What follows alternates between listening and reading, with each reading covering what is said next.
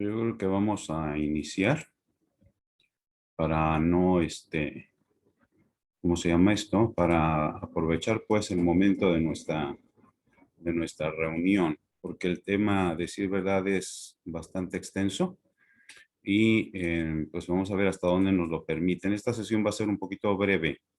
Estamos hablando de unos 40 minutos y pues queremos iniciar entonces para, como ya he dicho, efecto de aprovechar el momento, ¿no? De nuestro enlace. Bueno, la materia que tenemos con ustedes es entonces bioquímica, ¿verdad? En una materia atractiva, interesante, abundante también y en cierto momento un tanto complicada llegado el momento. Entonces, la bioquímica, pues, es una rama de las ciencias, precisamente relacionada con las ciencias de la salud, y que nos permite, de alguna manera, entender todo ese complejo interesante que existe precisamente en la estructura de los seres vivos y lo que ocurre en su interior. Hablando de seres vivos, pues partimos con el ser humano y podemos extendernos también con lo que viene siendo las plantas y también los mismos animales. Incluso tenemos que llegar hasta el terreno de los mismos microbios y pues todo esto sucede. ¿Por qué razón? Porque al final de cuentas todos somos materia y la materia, y pues la ciencia que se encarga del estudio de la materia, pues precisamente es la química, ¿no? Nos hemos de acordar de esta tablita, que es propiamente lo que es la tabla periódica de los elementos en sus diferentes presentaciones.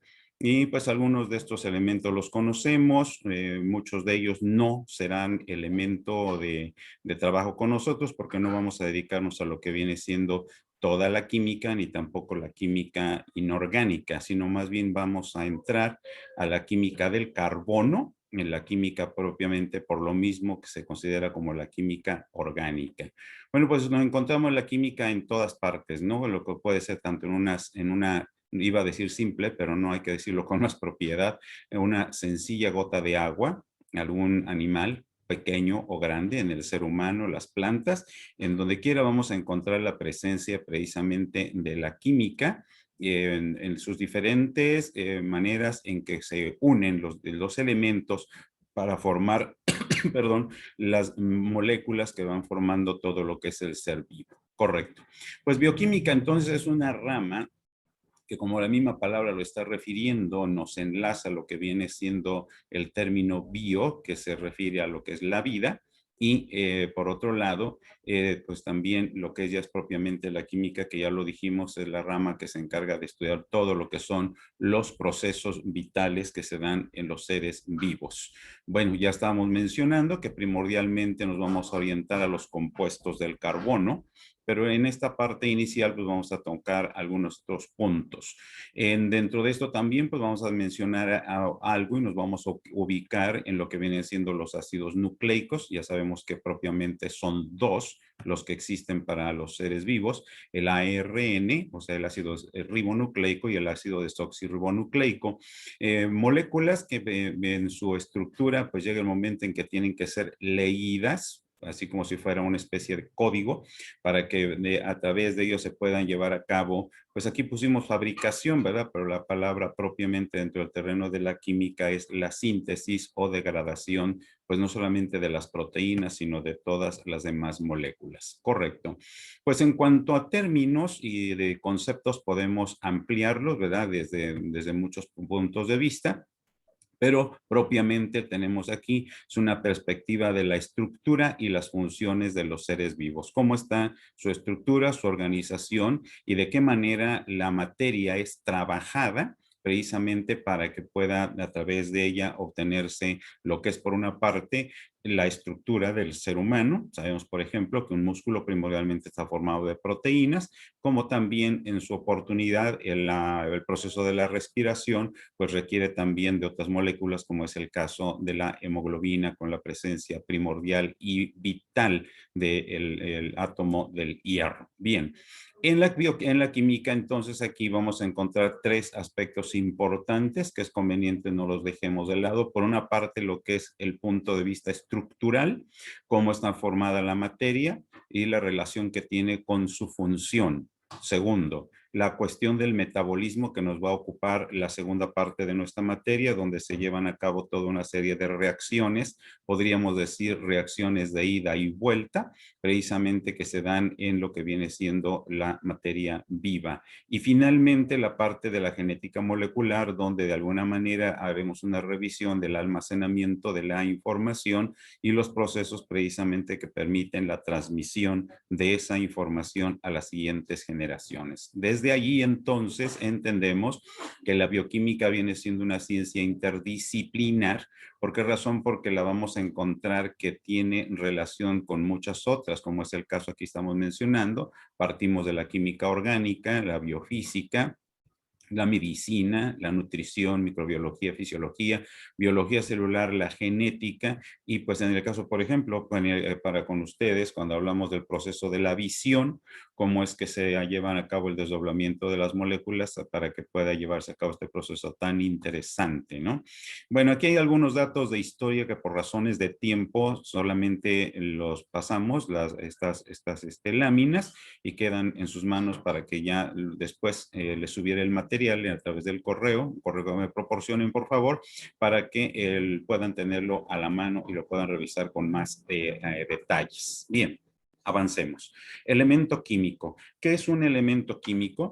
Es precisamente aquel elemento que nos permite o esa sustancia, ¿verdad? Básica a través de la cual se va formando precisamente todas las diferentes moléculas. Y estaríamos aquí hablando de aquella materia constituida por átomos de la misma clase. Por ejemplo, si hablamos del hidrógeno, pues está formado por un solo átomo, ¿verdad? No es lo mismo que sucede con el oxígeno, que son dos átomos los que lo están formando. Y así por el estilo, o sea, puede ser uno o varios átomos. Aquí tenemos el ejemplo del hidrógeno, que sabemos que en la tabla periódica pues ocupa el número 1. Y hay otros datos que aquí pues no van a ser razón de análisis o de revisión. Razón precisamente del tiempo que tenemos. Si es conveniente, jóvenes, que nos acordemos, por favor, que tenemos en la estructura del núcleo del átomo, tenemos que es la parte del núcleo. En su interior del núcleo vamos a encontrar el protón, que tiene una carga positiva. Ojo con esto es importante que lo tengan presente. El neutrón, que lleva una carga neutra. Y alrededor del núcleo tenemos unas órbitas o orbitales, como también se les llama, en los que van girando precisamente otras estructuras que son los electrones. Electrón con carga negativa y protón con carga positiva. Insisto, es necesario tener muy en cuenta estas dos subestructuras porque son las que van a tener importancia más adelante en la cuestión de la función.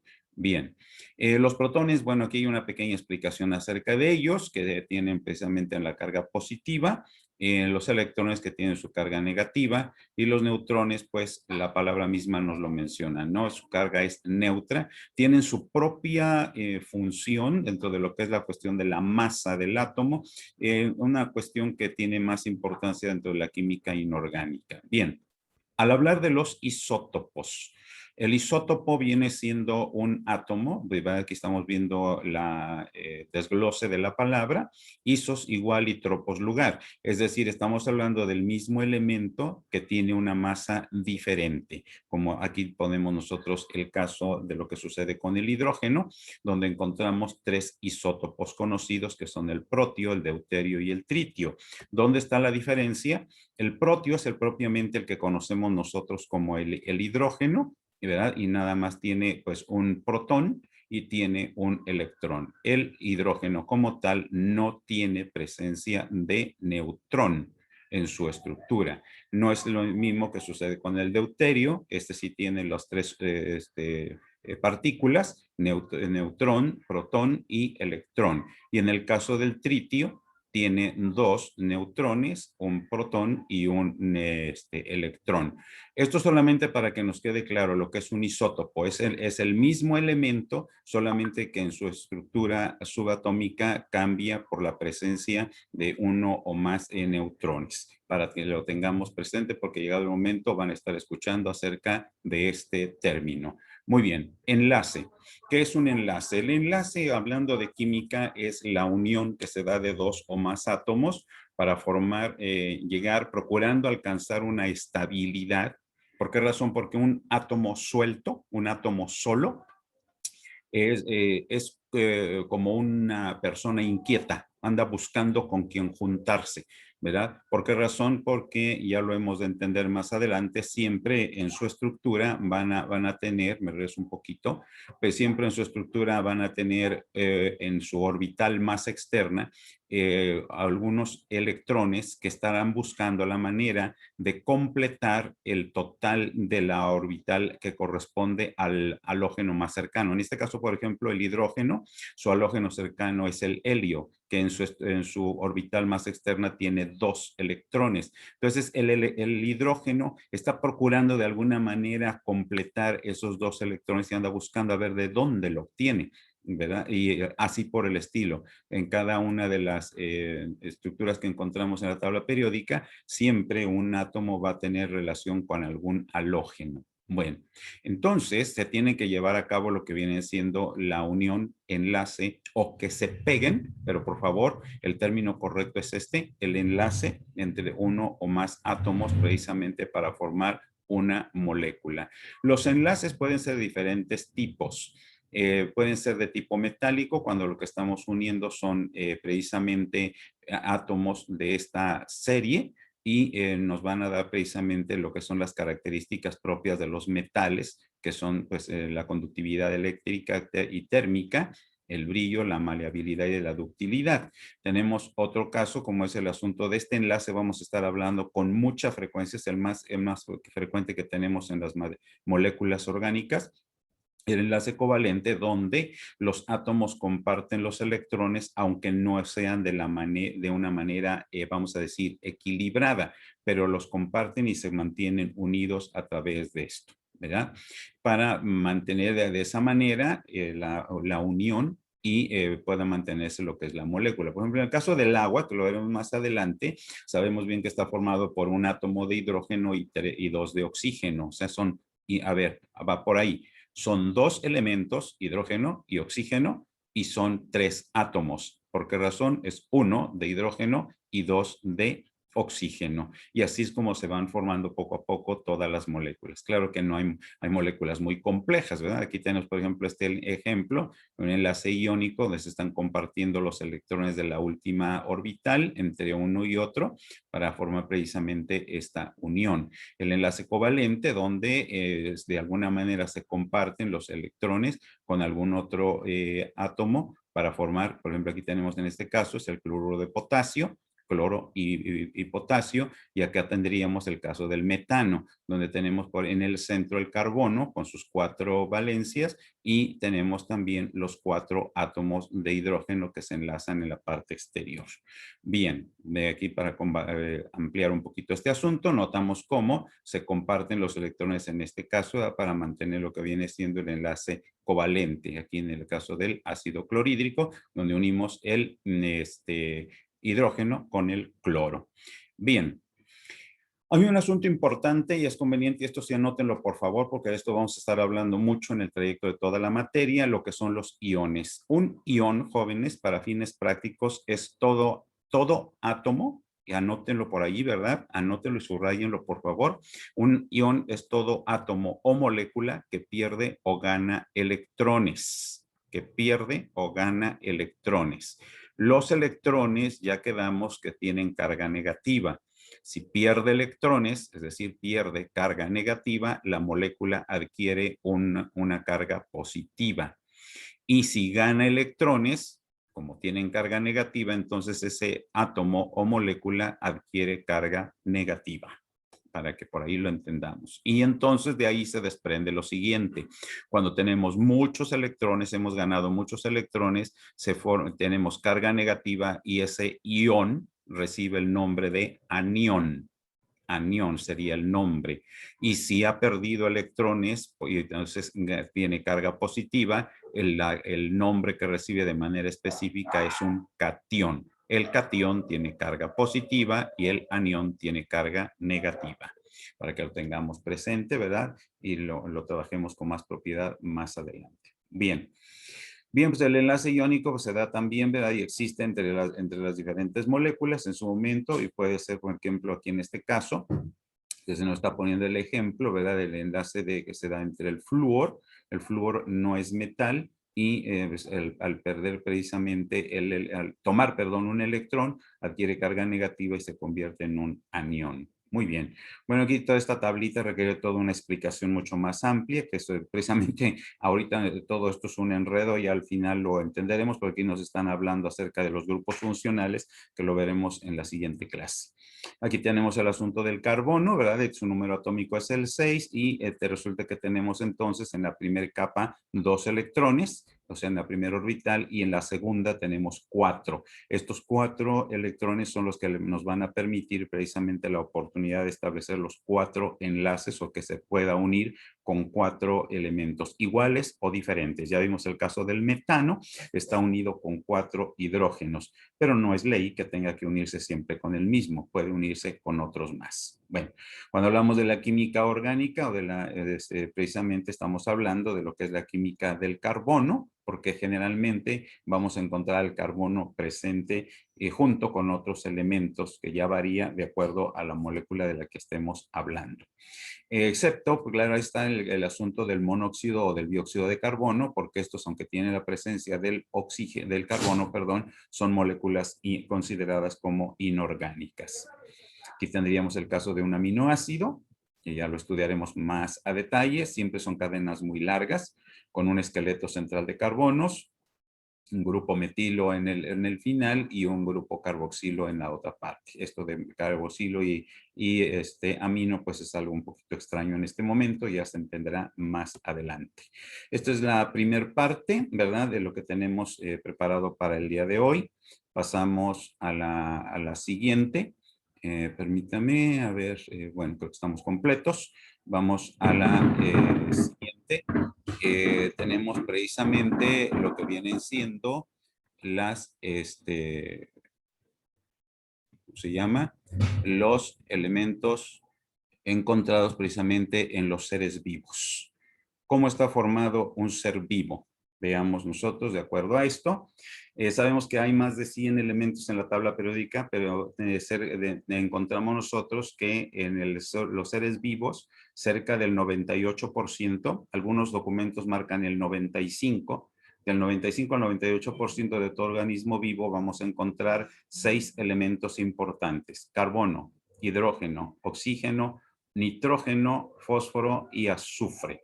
Entre estos se va prácticamente, pues vamos a decirlo así, más del 95% de la constitución. El resto, que viene siendo entre el 5 y el 2%, está representado por otros elementos, como es el caso del calcio, el sodio, tenemos también aquí el asunto del cloro, el potasio, el magnesio también, y pues podríamos mencionar algunos otros más, como es el caso del manganeso, el flúor, el hierro y demás, ¿verdad? A estos elementos que forman la mayor parte se les llama macroelementos. Sí quiero hacer la aclaración, ¿verdad? Estamos hablando aquí de elementos, no de moléculas, chicos, porque si no dominamos esto, después nos vamos a enredar. Entonces, macroelementos porque son la mayor parte de la constitución de los seres vivos. Y esto se les llama en su momento microelementos u oligoelementos, según estamos viendo en esta lámina. Pero todos en conjunto reciben el nombre de bioelementos. ¿Por qué razón? Porque todos entran en lo que viene siendo la constitución de la materia viva. Notemos aquí esta lámina lo clasifica en 3 grupos. Grupo primario, el 95%, el secundario, el 4%, y el resto vienen siendo lo que son los oligoelementos. Oligo, la raíz oligo significa poco, que es poca la cantidad que se tiene, pero es sumamente importante. Por ejemplo, tenemos aquí el caso del cobre o del cobalto, por ejemplo. Todos hemos oído hablar, por ejemplo, de la vitamina B12.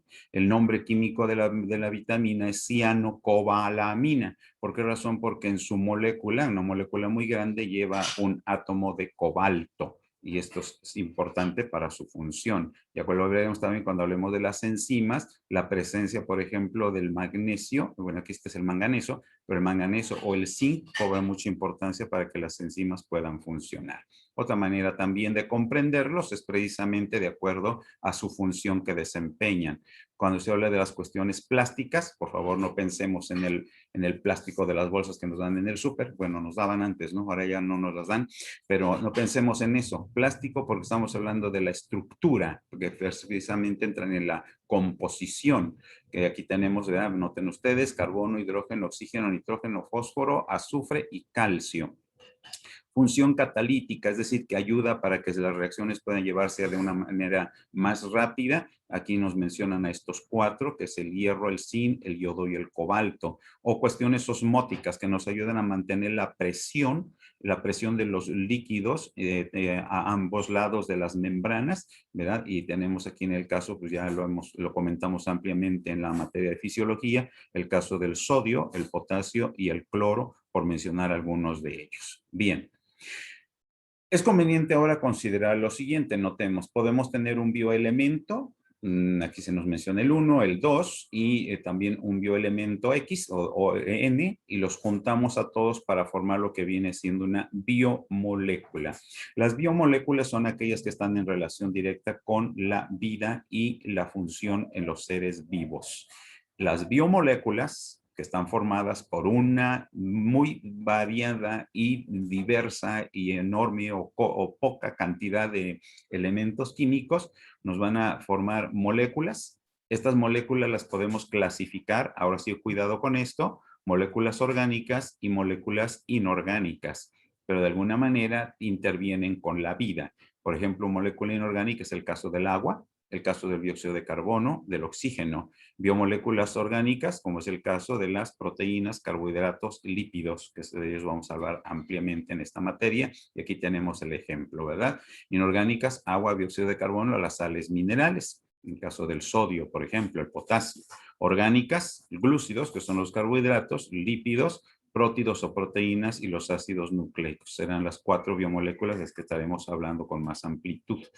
Bueno, también tocaremos en su momento lo que son los ácidos nucleicos, ya lo habíamos comentado al principio. Entonces, la materia viva está compuesta por todos estos elementos, ya vimos, ¿verdad? Inorgánicos, y aquí es importante considerar que de alguna manera todos estos componentes buscan la forma de estar disueltos en un medio que, como todos sabemos, el 70% de nuestro peso corporal es agua, ¿verdad? Y entonces somos agua, agua, agua. Y entonces, de alguna manera, todos estos elementos van a estar disueltos ahí precisamente en ese medio ambiente. Los componentes orgánicos tienen una estructura más compleja, ¿verdad? Pero también ahí se encuentran precisamente desempeñando sus funciones. ¿Qué más? Todos los organismos vivos, dice aquí, están constituidos por una combinación ordenada, esto es importante, ordenada de compuestos inorgánicos y orgánicos. Para que ese equilibrio, acuérdense ustedes, ¿verdad? Ese equilibrio tiene que mantenerse, la famosa homeostasis, entre la presencia de elementos orgánicos e inorgánicos. ¿Por qué razón? Porque ese equilibrio se debe de mantener, ¿verdad? En medio de la cuestión del agua, las sales minerales que tienen ya sus funciones muy propias y con la presencia también de las moléculas orgánicas, todos precisamente considerando que están compuestos por una diversidad de monómeros. Ahorita pues es muy temprano para entenderlo. Los monómeros son las moléculas más sencillas. Por favor, no vayamos a confundir. Una cosa es el elemento químico, que es la partícula más elemental precisamente de la materia, y otra situación son los monómeros. Los monómeros son moléculas pequeñas que al juntarse unas con otras nos van a formar un polímero para darnos una macromolécula, macro, y significa grande, grandes moléculas. Carbohidratos, lípidos, proteínas y ácidos nucleicos son moléculas bastante grandes, ¿verdad? Muy bien. Pues tenemos entonces también que tomar muy en cuenta, bueno, ya estamos comentando acerca de lo que son las sales minerales, que tienen funciones muy importantes, por ejemplo, en el caso del esqueleto, ¿verdad? De los huesos. El hueso sabemos que es el tejido más duro que tenemos, bueno, el esmalte de los dientes es la estructura más sólida, más resistente, pero los huesos son un tejido sólido, y que lo que le da esa rigidez es precisamente la presencia de moléculas duras, como es el caso de la hidroxiapatita, donde está presente el fósforo y el calcio. Notemos, calcio y fósforo por sí mismos son elementos inorgánicos, pero al unirse con las proteínas propias que vienen a formar lo que vienen siendo todas las trabéculas del hueso, le dan precisamente su dureza muy particular. Y en el caso del equilibrio osmótico entre ambos lados de las membranas, pues también lo intervienen en esto las sales minerales. Bueno, aquí tenemos ejemplo de algunas de ellas. Ya hemos mencionado el sodio, el potasio, calcio, magnesio, y sin dejar de lado los aniones, ¿verdad? Quedamos que tienen carga negativa, tienen muchitos electrones, el cloro, el fosfato, en el caso, ¿verdad?, de los carbonatos también llegado el momento. Muy bien. Bueno, la célula pues tiene sus propias funciones, todos nosotros lo sabemos, ¿verdad? El ser humano propiamente es un organismo multicelular, cuyas células pues tienen diversidad de forma, tamaño y función. Todos lo sabemos, ¿verdad? Por ejemplo, que el espermatozoide es de la célula más pequeña y si hablamos en el caso, ¿verdad?, de la contraparte, que es el óvulo, es la más grande, pero no podemos quedarnos ahí. Tenemos el caso del miocito en el músculo, la neurona del sistema nervioso. En el caso del ojo, pues tenemos las células propias en la retina, en cada una de sus 10 capas, y cada una de esas células, aunque son diferentes en tamaño y función, entre todas nos forman un tejido que tiene su propia función, pero guardan de pronto cierta independencia, pero están en relación con los demás desde el punto de vista bioquímico. Bueno, la célula en sí, ¿verdad?, ya la conocemos con su núcleo, el nucleolo, sus retículos, las mitocondrias, también el aparato de Golgi, sus vacuolas, lisosomas, ¿verdad?, su membrana, el citoplasma. Bueno, aquí aunque no se alcanza a ver muy propiamente, pues está también la presencia de lo que es el citoesqueleto con sus propias funciones, ¿verdad? Muy bien. ¿Qué más tenemos por esta parte? Bueno, los estudios que se han hecho a través de las células, ¿verdad? Por ejemplo, aquí tenemos este caso, el músculo esquelético, lo vimos en la materia de fisiología, es muy rico en miocina y actina, que son dos proteínas cuya característica primordial es precisamente que son proteínas contráctiles. En el caso del páncreas, se nos menciona aquí, ¿verdad? Interviene mucho o abunda mucho lo que es el retículo endoplásmico, precisamente por la cuestión de la síntesis que tiene de proteínas. Y bueno, pues acá tenemos este otro caso, a las células espermáticas, con abundancia del DNA y proteínas flagelares también. En cada célula, como hemos dicho, tiene sus propias características para desempeñar su propia función. Vamos a un tercer material, jóvenes, en esta oportunidad. Ojalá logremos terminarlo.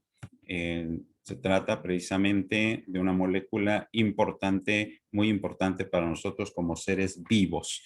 Tenemos el caso del agua. El agua.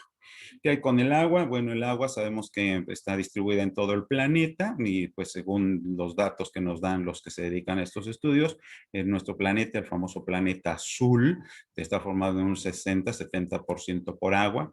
Lamentablemente, pues no la hemos sabido cuidar, tanto que ahorita pues ya ven por ahí los comentarios de la NASA misma nos hablan acerca de un riesgo de sequía en nuestro territorio. Pues ya que llegaron las primeras lluvias, ojalá siga lloviendo así suavecito y tranquilo, ¿eh? Que no nos falte el vital líquido, correcto. Pues entonces, cuidarla, H2O es la fórmula, ya lo estábamos comentando, 2 átomos de hidrógeno y 1 de oxígeno. Aquí entramos en la parte que interesa para nuestra materia, jóvenes. Tenemos que entre estos dos elementos, oxígeno e hidrógeno, ya quedamos, son 2 elementos, pero son 3 átomos los que conforman la molécula del agua.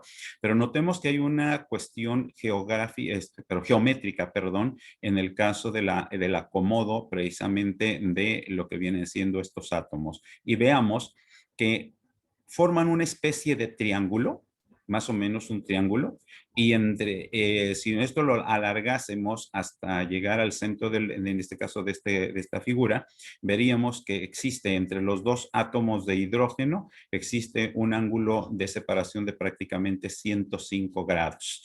Hay otros estudios que nos hablan de 104.5 grados, pero pues redondeémoslo en 105. ¿Esto por qué? Porque la molécula del agua entonces tiene una forma prácticamente tetraédrica.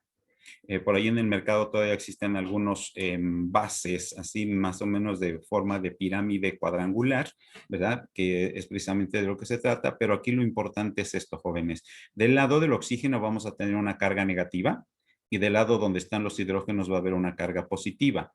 Notemos, negativo y positivo. Esto le da a la molécula del agua una polaridad, dipolo, un dipolo. ¿Por qué? Porque tiene dos polos, polo negativo proporcionado por el oxígeno y polo positivo proporcionado por el hidrógeno. Bien, pues estos son datos importantes, ¿verdad? Del 70 al 80% del peso corporal en los seres vivos propiamente en el ser humano. El 70% pues en nosotros los adultos, el 80% lo encontramos primordialmente en los recién nacidos. En ellos abunda más el agua. Bien, de ahí que pues un niño cuando empieza a vomitar o con diarrea, pues rápidamente vemos que se nos baja, se nos pierde el peso, ¿no? Funciones del agua. Tiene muchas funciones en los seres vivos. Permite que se realicen todas las reacciones químicas esenciales para la vida. Disculpe, profesor. Dígame, dígame, escucho. Si no hubiera los 105 grados de separación entre átomo y átomo, ¿no sería posible el agua?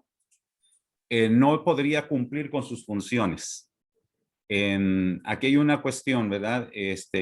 Cargas iguales se repelen y cargas contrarias se atraen. Entonces, al estar aquí presentes estos, precisamente, es un principio pues de física, lo que permite precisamente que se dé esta angulación y le da la particularidad de cumplir con sus funciones. Yo sé que son inquietos y quisiéramos, ¿verdad? Incluso vernos en el aula para poder discutir un poquito más ampliamente esto, pero bueno, ahí les dejo el comentario, es lo que nos dan los estudiosos en la materia, ¿verdad? 105 grados para cumplir con todas estas funciones. Nos ayuda a regular la temperatura a través de la sudoración, pues cuando estamos haciendo ejercicio, en un trabajo intenso, ¿verdad? Y pues también en los momentos cuando nos sube la temperatura, pues por fiebre, por ejemplo, la sudoración nos ayuda para que se mantenga la temperatura dentro de términos fisiológicos.